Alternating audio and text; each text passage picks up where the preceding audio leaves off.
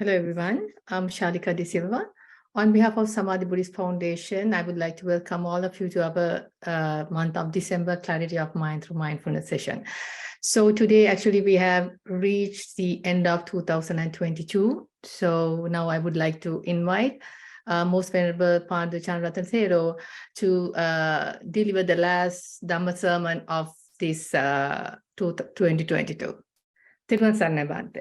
Yeah, Thero Sannai Shalika, and so I'm going to share the screen. May you give me a second? Sure. So actually, we were discussing a few parts related to the meditation, and today I thought of taking it further. And last time, actually, we discussed about what is the kind of a meditative mind. So it's very much introspective mind. It is very much looking yourself, looking oneself rather than looking outside. So it starts like that, and then it may even makes you possible even to look outside as well. Now, in order to do that, so we have to develop certain skillful means. So today we are going to discuss on that. So various aspects which are helpful to develop this meditative mind. So what are the skillful means that we need to develop? So one part is actually the bodily support. So as you know, when we are sitting, sometimes as beginners we come across various problems like aches, pains, etc., etc. So that means our body is not yet supporting our practice. Our bodies are not trained to sit comfortably for a long time, particularly cross-legged. Sometimes people are trying hard to achieve this cross-legged posture, but sometimes it's quite difficult. And even without leaning onto a wall or to a chair, just sitting with straight back, again it's still very difficult. So likewise, particularly in the sitting posture, sometimes it is quite difficult to sit for a long time. So that sometimes become a hindrance for our practice. So preparing our posture for a long sitting is therefore quite important, because time to time if we are to change our posture, that may disturb the process of development of the mind. But anyway, immediately we can't find a perfect posture. So it's a kind of a seasoning process. So we have to little by little season our body or train our body to sit longer. So it may take time, but at least if you can sit comfortably for 15 minutes, that is enough for the beginning. Say you are continuously sitting for 15 minutes or at least 10 minutes, and probably then if there is a pain in your knee or whatever place, you can slowly comfortably change that. So say for example, if there is a pain at your knee, probably you can look at it, you can mindfully look at it, and then carefully slowly change the posture while you are observing that certain pain is now fading away. So that means we are trying to maintain continuous mindfulness. So actually, we assume that we were practicing anapanasati, and now we have to shift our attention from breath to the knee. We were keeping our attention at the nostril, but now say we are keeping our attention at the knee.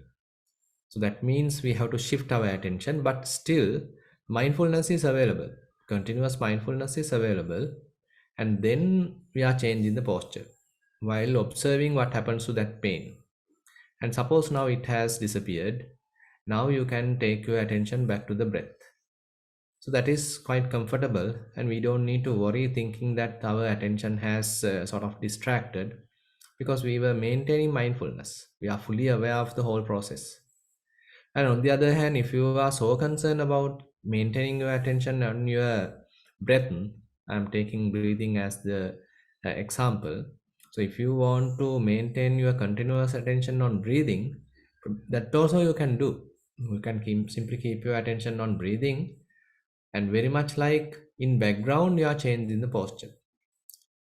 You are maintaining your focus on breathing, and you are not shifting your attention to the other place, but in background you are carefully, slowly changing the posture while keeping your attention continuously on breathing. So that approach is also possible.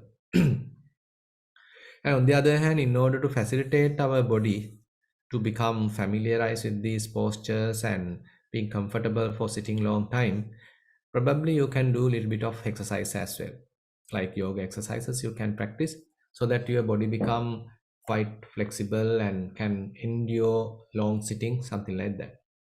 And on the other hand, we recommend always walking before sitting, because walking is a kind of a quite dynamic kind of a process, and we are walking, say, from this end to the other end for for a considerable period of time.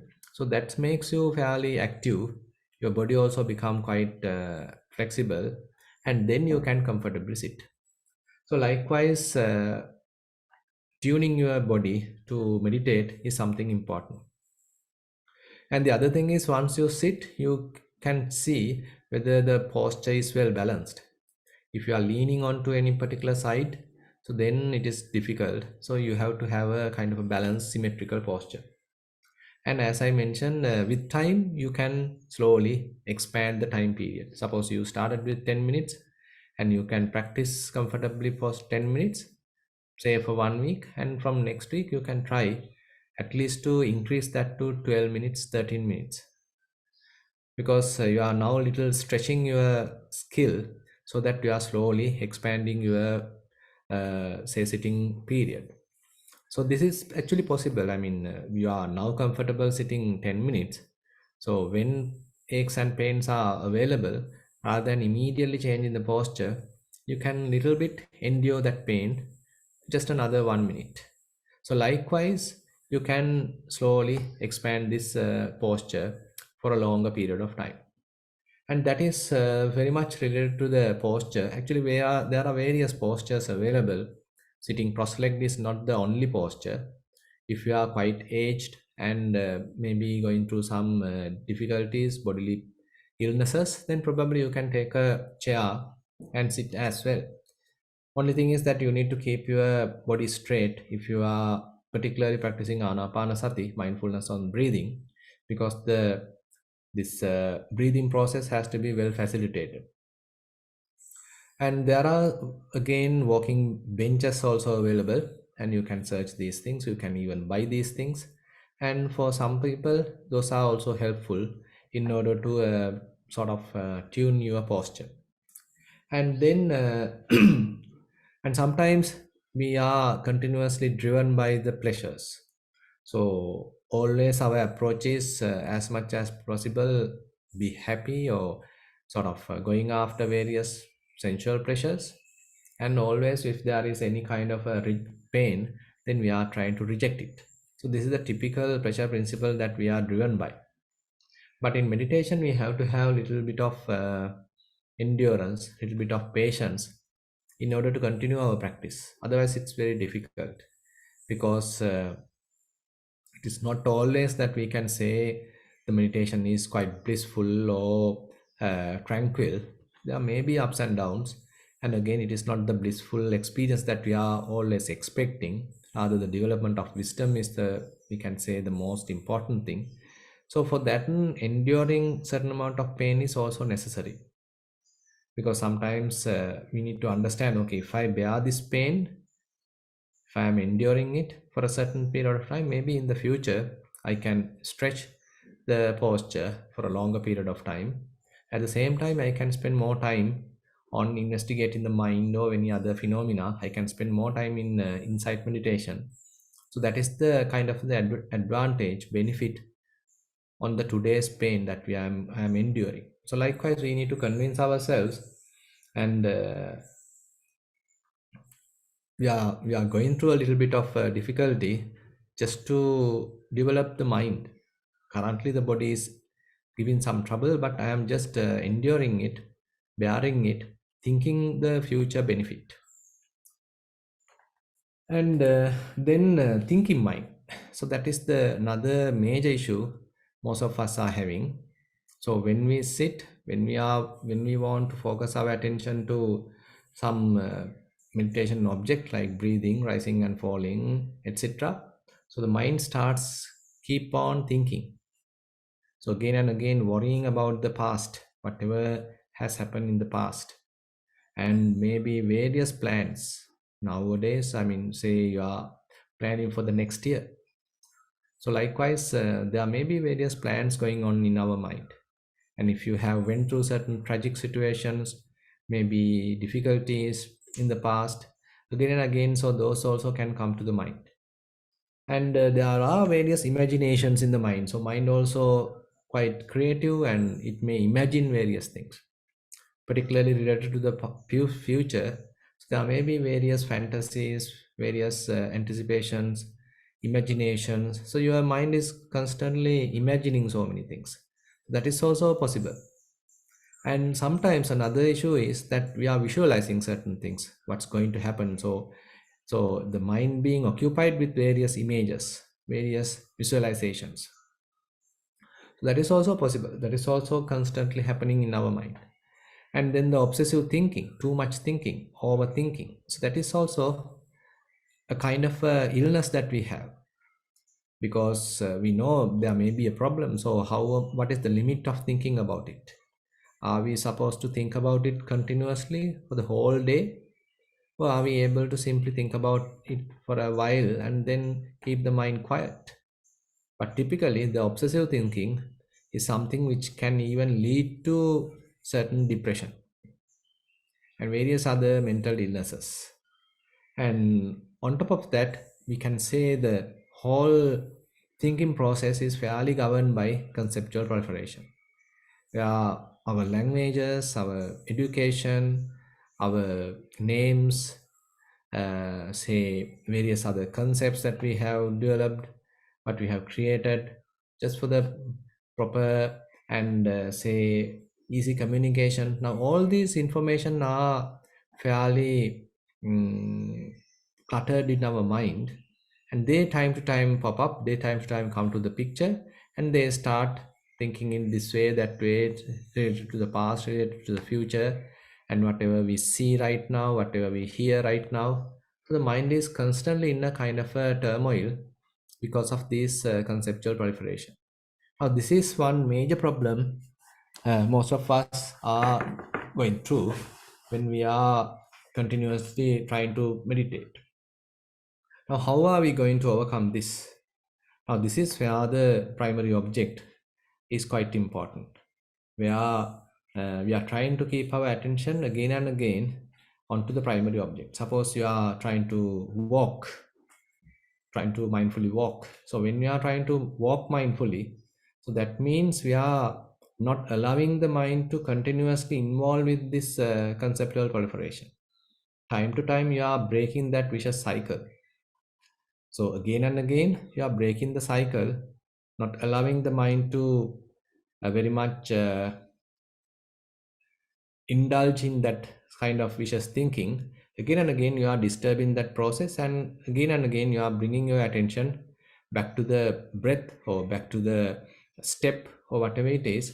So that is a kind of a very interesting process where you are again and again disturbing this thinking mind, disturbing this rumination, disturbing this proliferation.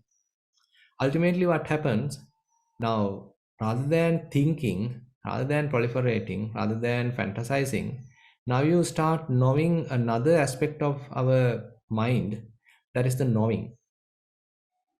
We can say very much like feeling, even. So we are trying to start sensing, we are trying to start feeling, we are trying to start knowing rather than thinking. So in a way, we can say we are giving less prominence to thinking, and we are giving more prominence to being aware, being fully know what's really going on. So that part is what we are trying to strengthen. Again and again, we are bringing our attention to our step or rising and falling or whatever primary object that we have kept in front. So again and again, we are disturbing this proliferation, rumination, worrying, etc. going on in the mind, and bringing our attention to that primary object. Later what happened, we are being after some time, actually we are getting more and more stronger. So the proliferating mind, thinking mind become weaker and weaker. Now it is very much like the thinking becomes kind of a very vague or kind of a weak kind of a process going on in the background, but fair prominence has given to our this meditative process, to being aware of the present moment. So likewise, actually, we have to spend fair amount of time in order to do this process. And there are various other methods Buddha mentioned in order to replace bad thinking or wrong thinking. Because sometimes the subject of thinking is also sometimes very harmful. If the mind is continuously going on some kind of an ill will, hatred, then you yourself start burning with that. And if mind is continuously thinking about various doubts again and again, then it is also very difficult. So on the other hand, we can say in meditation we are trying to overcome those hindrances. So that is where the mind being concentrated, that is where the focused mind is coming to the picture. Yeah, we want to maintain our attention for a long time on a particular given selected subject or selected object. So now actually to these things, actually sometimes we call them as hindrances. Again and again our mind being distracted because of sensual desires. Again and again mind getting distracted because of ill will. And again we have various doubts and sometimes feel lethargic, lazy, drowsy. And again, various worries, restlessness is also available. Now, these are the typical characteristics of the undeveloped mind.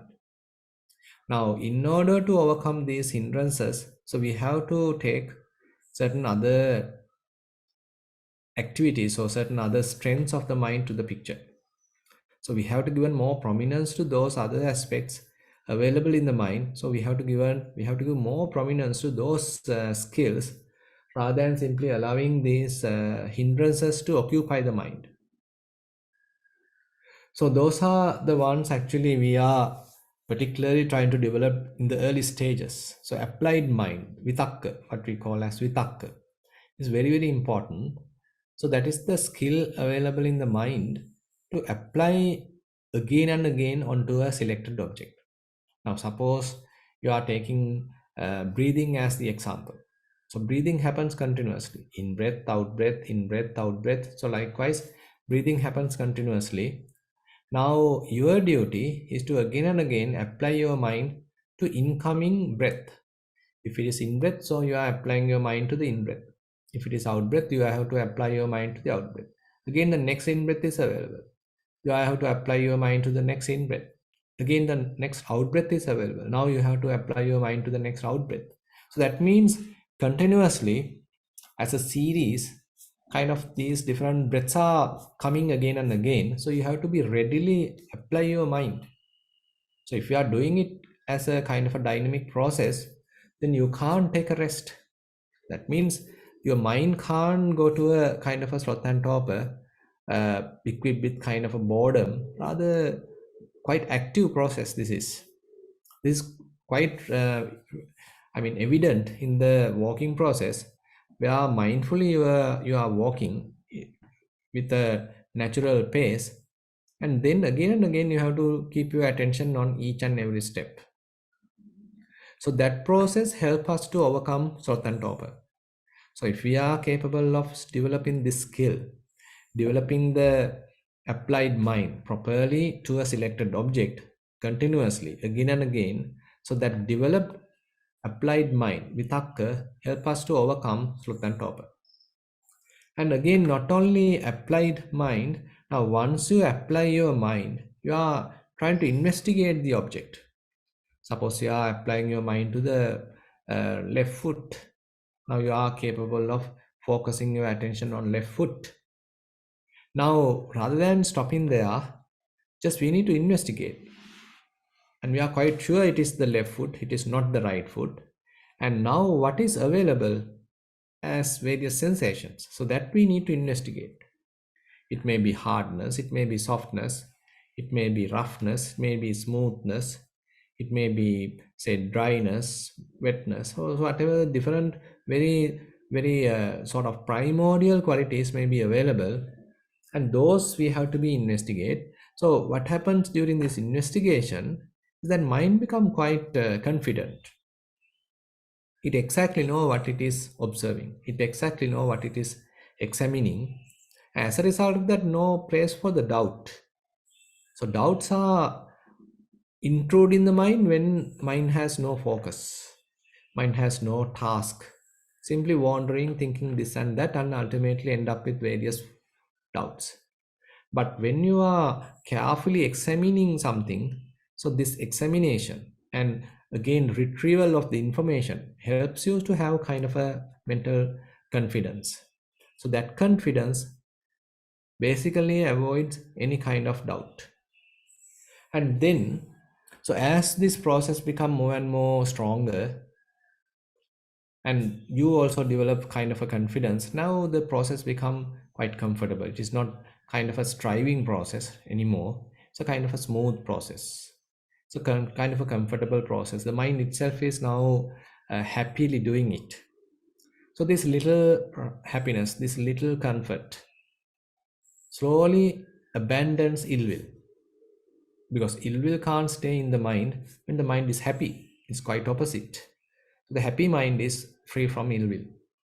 And again, when mind become happy, comfortable, and sort of feeling at ease, then mind doesn't need to go out, and body also now supporting, body also quite comfortable, and you feel lighter. Then mind doesn't want to wander, because it finds the happiness within. It finds happiness internally. So why our minds getting distracted is very much like it is trying to find some happiness, satisfaction from outside. But internally, when the mind is happy, internally, when the body is quite comfortable, feeling sort of at ease, then mind doesn't want to wander. It likes to stay at home. That is where restlessness and worry become sort of abandoned as a result of the happiness, comfort available within. And when mind is well focused onto a particular object, now you can maintain it for a considerable period of time, and now it is not jumping from one object to the other object. So that means the sensual desire has abandoned. So the one property of sensual desire, kama chanda, is not being satisfied with one object. Not, you can't stay with one object for a long time. You need to jump because of desire. But now once the mind is trained to be quite comfortable and quite satisfied with a very subtle object for a fair amount of time, so that means the sensual desire is also abandoned. Now these are the 5 skills in a way internally in our mind that we need to develop. So once these are developed, actually we can say you are strengthening certain faculties available in the mind. Previously they were not that prominent, but now they have become fairly prominent, and you are capable of maintaining that, and we can call, okay, now it is a concentrated mind, now it is a focused mind. But the interesting point is that this also evolve. I mean, at the beginning we need this kind of a focused attention for the investigation, for insight meditation, and later insight meditation help us to get into other domains of our mind. Now, investigation is therefore quite relevant, because why we prepared that kind of a focused mind, why we have concentrated mind, is for a purpose. The blissful state happening maybe after the concentration is not the real purpose. It may be very much like a byproduct, but the purpose is the investigation. So once you have developed kind of a focused mind, a concentrated mind, a fairly awakened or mindful mind, now using those skills, you need to investigate present moment phenomena. Suppose breathing.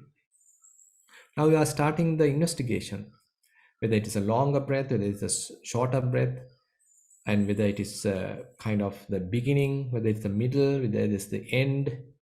or whether it is cool, whether it is hot. So likewise, very subtle aspects of breathing you can investigate. So this investigation has to be promoted, because otherwise we simply being satisfied with that calmness, kind of the mindfulness, and kind of ease, being at ease. So we sometimes we are quite comfortable with that, we stop there, we don't go to the investigation process.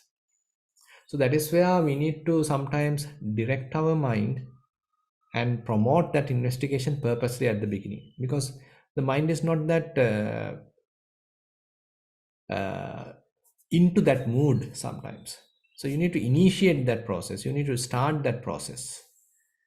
But sometimes certain individuals are there, certain yogis are there, so they naturally have that investigative capacity. So once the mind is focused, mind tries to penetrate and start investigating various phenomena, so that is good.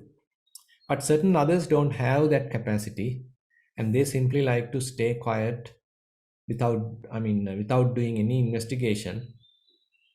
And it's a very much kind of a more comfortable step, comfortable being. So they simply satisfy there. So that is not enough actually. Now we need to go for the investigation in order to develop wisdom. Now this wisdom is kind of a penetrative wisdom. It is not the kind of a knowledge that we gather from books, or we gather from internet, or we gather by hearing others. So that is kind of a borrowed knowledge. It is only remaining on the surface of our mind. It is not capable of penetrating kind of a situation.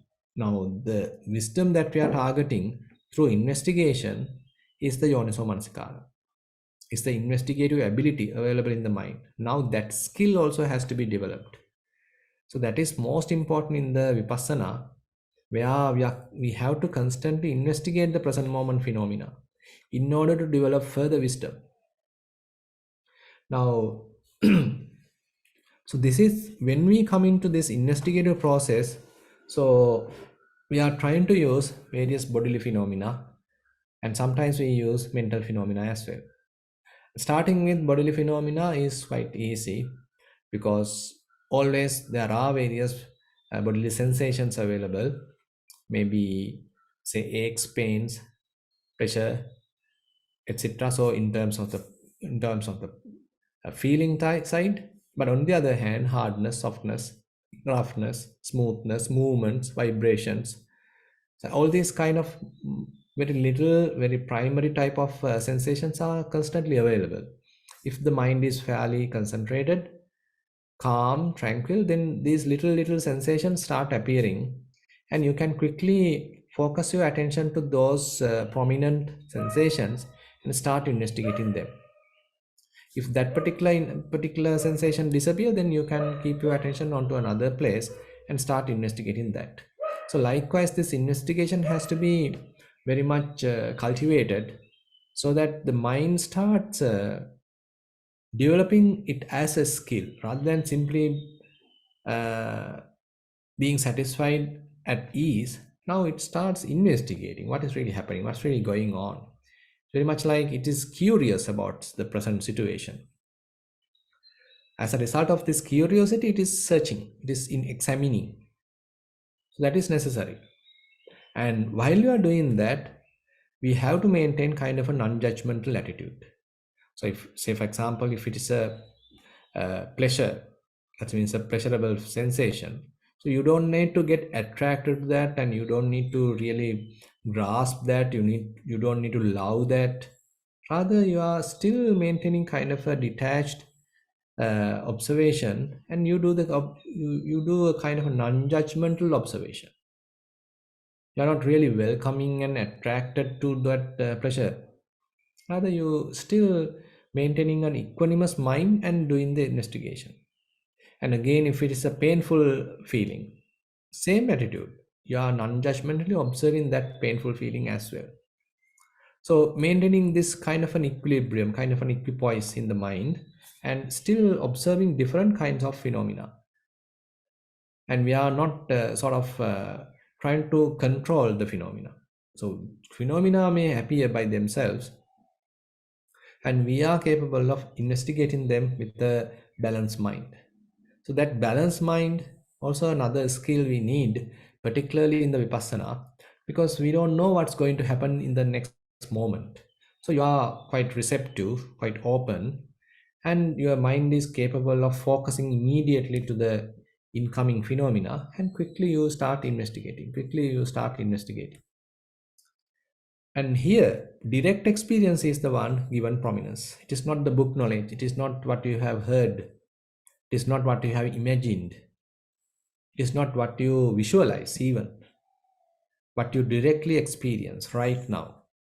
So these are, I mean, very different uh, ways that we are trying to develop, or different skills that we are trying to develop, because sometimes when we start experiencing these little things, say sensations, feelings, thoughts, etc. So if you are a person who has learned a lot using various books, then all that borrowed knowledge can come to the picture. It is a real distraction to the mind, because at this level mind has to be quite equanimous, quite focused, quite relaxed, investigative. So that investigative mind should not be sort of colored, conditioned by that borrowed knowledge. If we are coloring, if we are conditioning our mind with that borrowed knowledge, then we can't have a proper observation, because then our observation become more biased observation. Our insights can't appear properly because they're being fairly conditioned. They're being fairly cluttered with various other unnecessary information.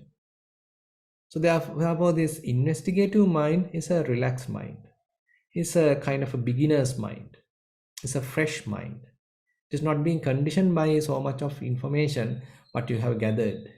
Rather, you are kind of opening yourself to the present moment, whatever the present activity, with a very fresh mind. So that is the kind of another skill that we need to develop. How to maintain that kind of a freshness, openness, investigative sort of curiosity. Then vipassana is continuing very beautifully. You don't need to worry about all the other things. You are simply, say, at the moment concerned about a particular feeling, for example. So you know only about that feeling, and you are carefully observing that feeling, investigating that feeling.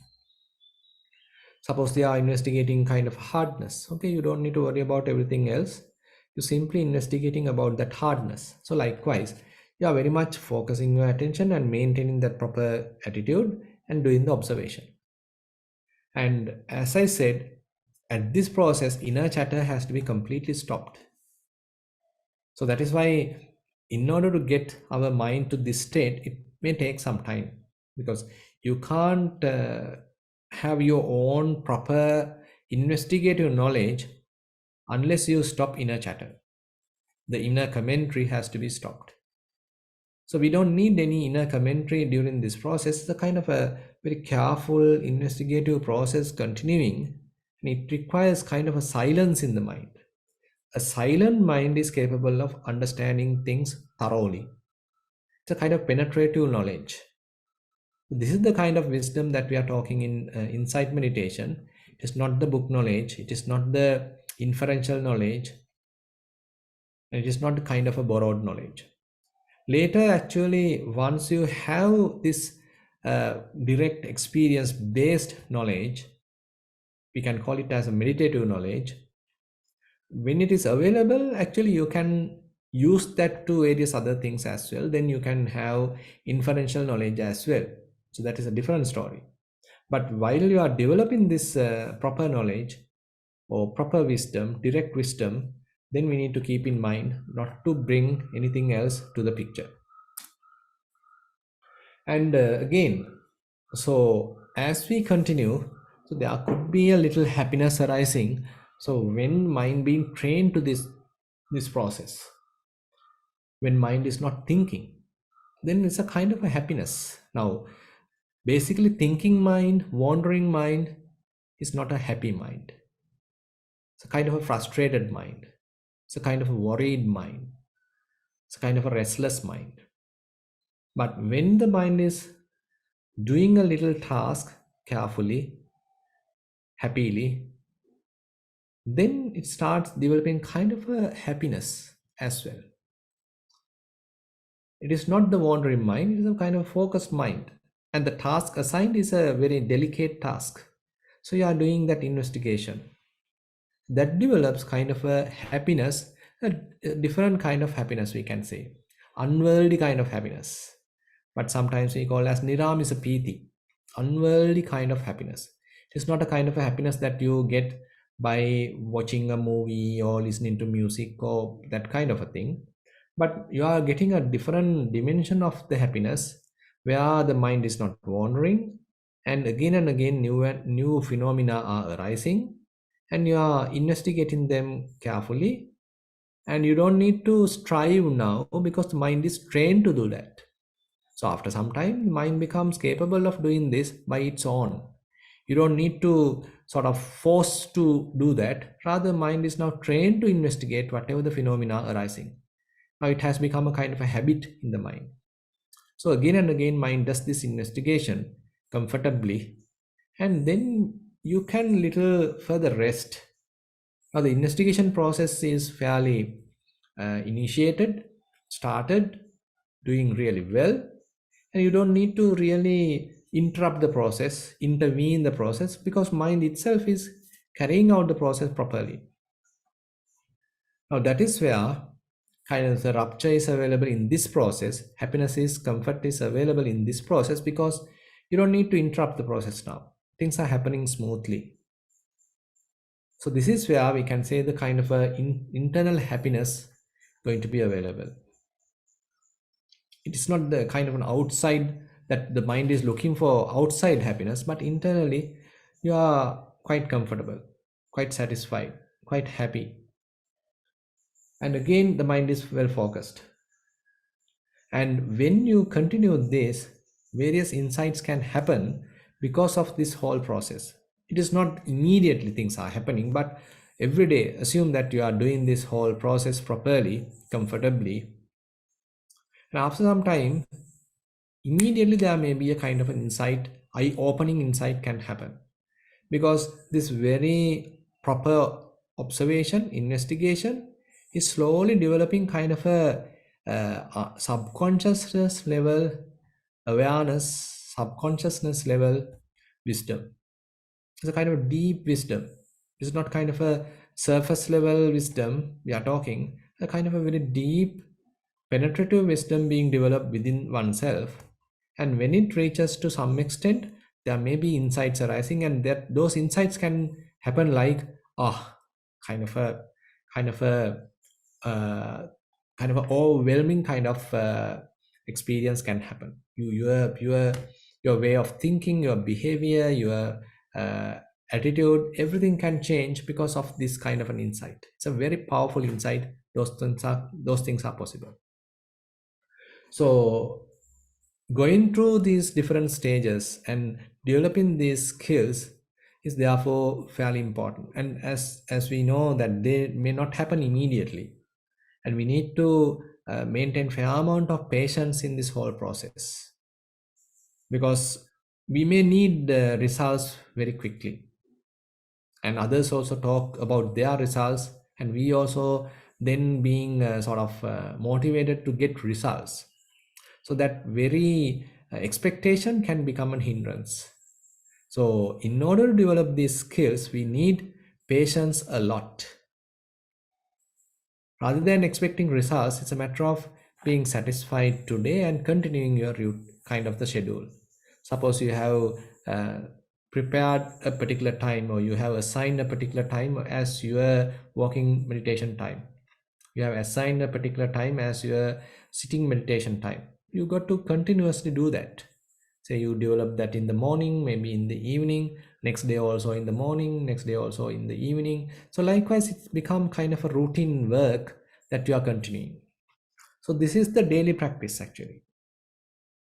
So without having kind of a frustrated mind thinking about the results, it's a matter of maintaining this daily routine.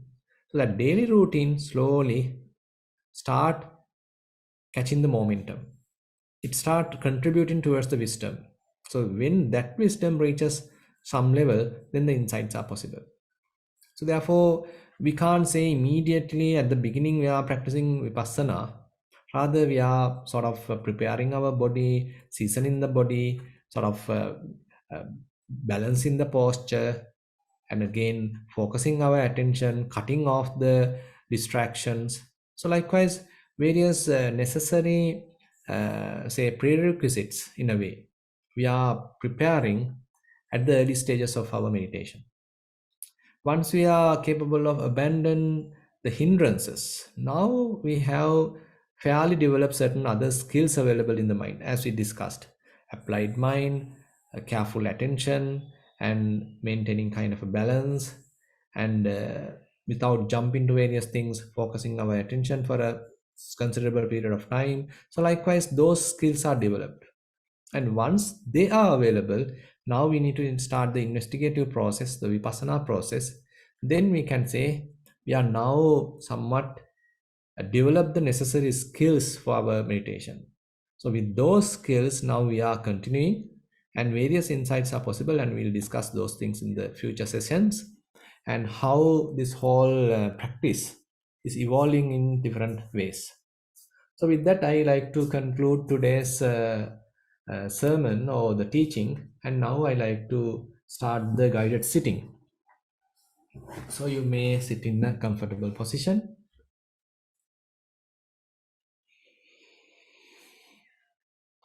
and relax yourself and calm down yourself,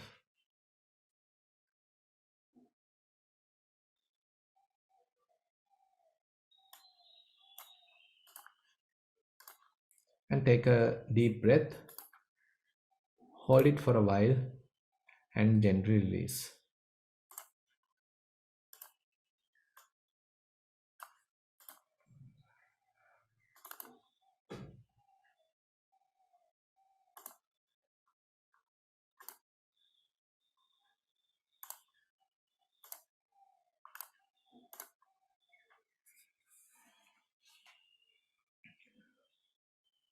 And again, you can take a deep breath, hold it for a while, and then slowly release. Now you can gently close your eyes.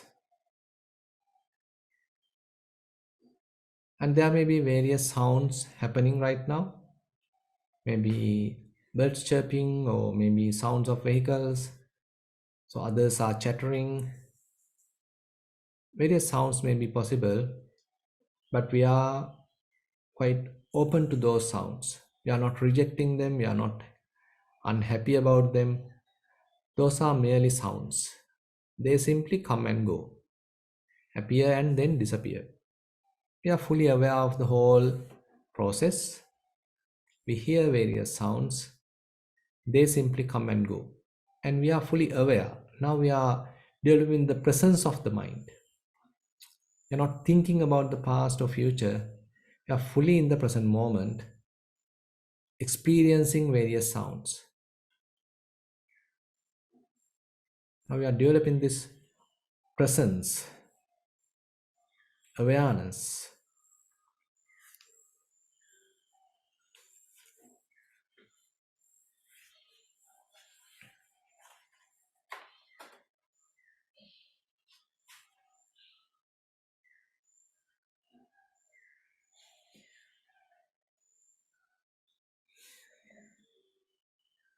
Again, you can take a deep breath, hold it for a while, and then gently release.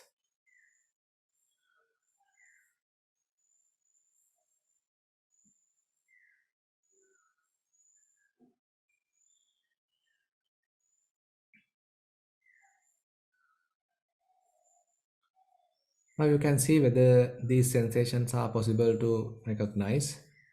Eyes are closed, and there may be a little sensation at your eyelids. Lips are gently touching, and you are not crunching your teeth. You are maintaining a very relaxed face. You can have a slight smile. It's not a tense mood, rather a very relaxed mood. And don't think about any problem right now. Keep them all aside for the moment. Relax yourself. And if there are various plans coming to your mind, put them aside also. Simply postpone all the plans. If there are worries, regrets, or maybe pleasurable memories about the past, don't encourage them. They are merely memories. Simply put them aside.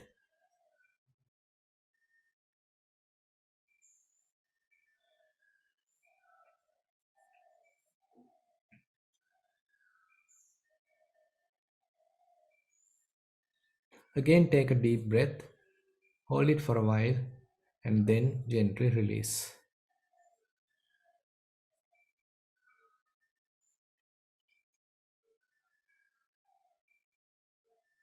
Your head straight, neck straight, shoulders in a relaxed position, and hands may be resting on your lap. And there is no any tension in your arms. And probably you can recognize the sensations happen due to clothes. Here and there, clothes are touching.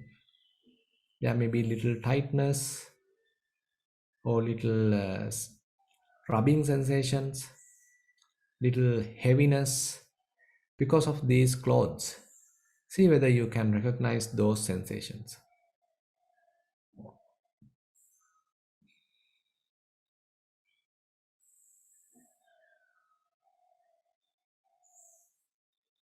As we move further down, probably you can feel the heart vibration or the breathing process or the rising and falling of the abdomen. As we breathing in, abdomen comes forward. As we breathing out, abdomen comes back, rising, falling.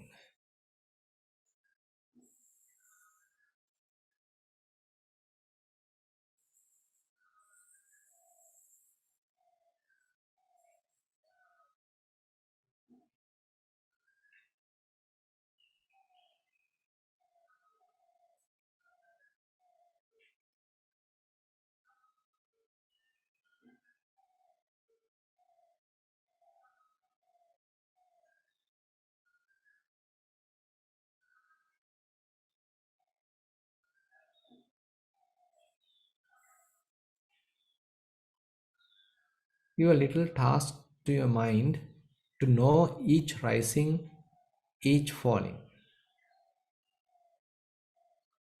So it can't miss any risings or fallings. They are happening continuously.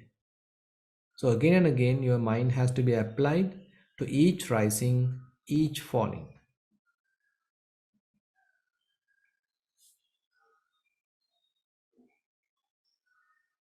Once you are capable of doing this, probably you can start investigating.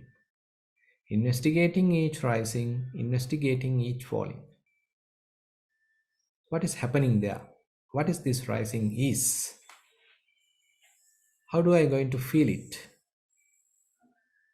Each and every bit of rising, each and every little bit of falling.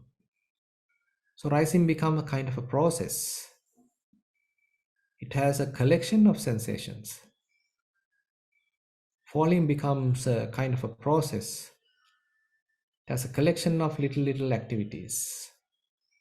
So investigating each and every little activity, little sensation, little feeling available in this whole process. Developing that clarity of the mind, developing that resolution of the mind, precision of the mind.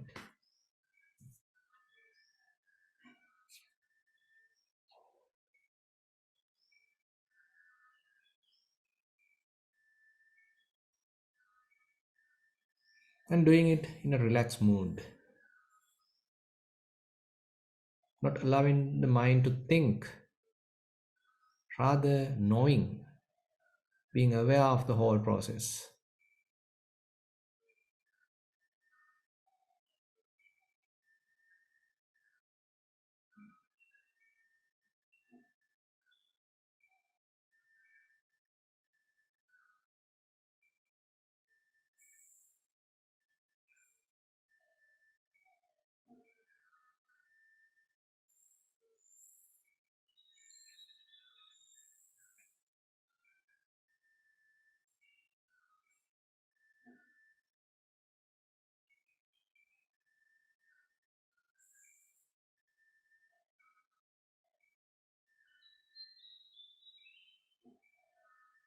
If your mind get wandered, please don't worry about it. Simply kindly take it back and start again the investigation.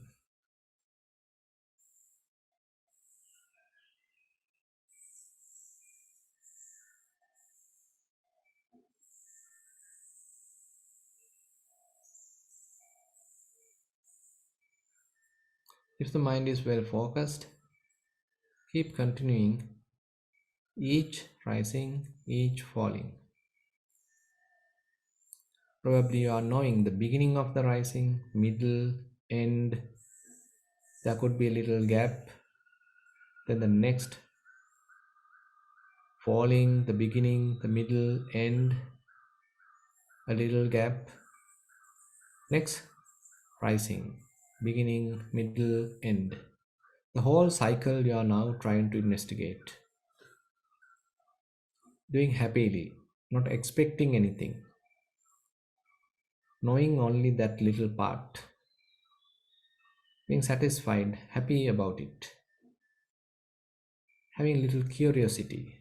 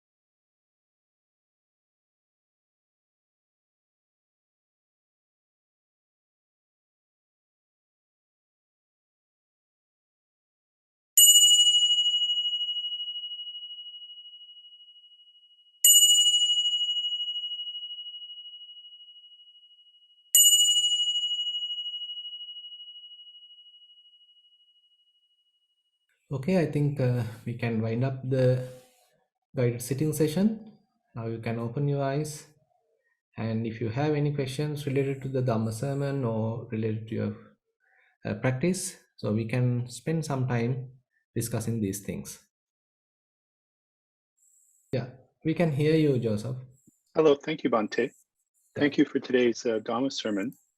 My question is, I find it difficult sometimes to distinguish between applied mind and the one-pointedness. For example, I can't quite tell the difference between, say, when mind keeps applying to the object, or when mind is no longer jumping to another object. Like, I find that Correct. I can't quite tell the difference. And I was wondering if you could clarify that, please. Yes, that's interesting question actually. So I mean, these 5 factors are available at the early stage, and we can call it as the first jhana level, where all 5 factors are available. But later, so rather than jumping to a different location, mind starts attuning to stay fairly at the same place and investigating little phenomena, very subtle phenomena. Now they are not located at a huge different place, but they are very much at the same place.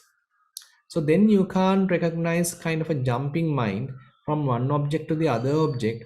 Rather, the investigative process is continuously happening but very much you are being there. So no movement in the mind. So the mind is fairly fixed, like, but the different phenomena are happening, and using that well concentrated, well attentive mind, you are doing the investigation. So we can say it is very much closer to the second jhana, where jumping is not available. There are no movements in the mind, but it is fairly fixed. The concentration is fairly strong and fixed, and you do very subtle investigation. And another level is where now, as a result of this investigation, mind become kind of detached. So now the kind of a distance starts generating. So various phenomena are available at your vicinity, but the mind is somewhat developing kind of its own seclusion. And even the investigation become happening naturally, but again you can't distinguish whether it is painful feeling, pleasurable feeling, equanimous feeling, but they are like mixed. Everything happen like a flux. You can't distinguish what is painful, what is pleasurable, because everyone is showing the same characteristic. Now this is another level. And again at another level, so mind lets go the whole thing and develop its own seclusion, and we can call it as the fourth jhana, where no object at this moment. So likewise, a kind of a progressive stages that the mind would go through, but as a beginner we need to develop the all 5 skills at the early stage in order to initiate the process, in order to start the process. But as you continue the process, as you continue say insight meditation, so your mind may get into the other areas naturally, gradually. Okay, thank you. Because sometimes I find that I feel that the mind is concentrated. I feel that there's very little, if any, internal chatter. Correct. I can feel I don't know if it's the sukha or the rapture, but it feels like waves. It feels very much like goosebumps inside, and there's a steadiness in the posture. The posture, there's no sense it's going to move. But I do feel that the mind it's as if the breath, which is my primary object, is in the background. It's still there. I know it's there, but I'm not really looking at it. Exactly. And in that case, I'm feeling that I'm wondering, okay, do I now need to reapply the mind to the breath? Is it the vitaka? No. Okay, that's where I'm getting confused. And the other thing is, Joseph, now as we discussed just now, so as the mind progresses towards these different stages, and once you reach the 4th stage, where mind is capable of maintaining itself without any kind of an object, what we can call as kind of objectless attention. There is no particular object. Mind is fully aware, by the way, fully awake. And here we can call it, or we can further develop it to the level of open awareness. I mean, you are being aware, but mind is not narrowed down to a particular focused object. So you can see at the early stage, we developed focused awareness or focused attention, or we can call it as one-pointedness. But later, as a result of the practice, so the mind slowly detached from the whole process and abandon everything, relinquish everything. Now mind has only the awareness. So that awareness is not located at a particular place, not focused onto a narrow place. Rather, it is kind of a pervaded awareness. It's an open awareness. So when you reach there, now you don't need to purposely again and again look at a particular phenomena or focus your attention to a particular phenomena. You can see whether you can immediately plunge into that open awareness rather than going through the stepwise process, if you are capable. Because suppose that you are developing the whole practice for a considerable period of time, and again you are capable of reaching the 4th stage. And how about jump into that stage quickly without going through all the initial stages. There may be such potential available in the mind. If so, again and again applying your mind to a particular phenomena is kind of tiresome. And again, not necessary. Because mind now likes to be alone. Mind likes to be at seclusion. Mind likes to be quite open, receptive, and without any grasping, without any kind of tension, without any kind of focusing, rather kind of a very soft awareness, a pervaded kind of awareness, open awareness, frictionless awareness. So if you are capable of coming there, so developing that awareness is much better than going back to the focused attention. Thank you. So I will try to do that. And then the goal, should I be able to do that, would just to do that. There would be no other goal. There would be no other, that wouldn't be a step towards something else. That would be like an end in itself. Yeah, you're just being there, and while being there, you allow things to settle. Say, and particularly you can look at the mind at that level, how mind is behaving. If there are any natural graspings still going on, so the mindfulness will indicate you, okay, mind again goes and grasping, and it's a matter of simply relinquishing those graspings as well. So if there are thoughts coming, and mindfulness will indicate that, and it's a matter of letting them go. So likewise, so the mind becomes more and more spacious and even thoughtless, and the awareness is simply available. So again, a very soft, gentle kind of an awareness, and it's a very, very comfortable state of mind. So it's a matter of more seasoning the mind to that awareness. And I find that that's mostly possible in the sitting meditation. And for me, it tends to be the first meditation of the morning is the time that is most happening. But then would the goal be to be able to plunge into that during the day too? Like, I guess that would be the idea, would be to manifest that kind of mind, correct, like non-sitting activity, right? Correct, yes. Thank you very much. I really appreciate it. Happy New Year. Thank you, Bhante. Yeah. Happy New Year. Thank you very much for participation. Theruvan Sannai, and wish you all a Happy New Year. Theruvan Sannai.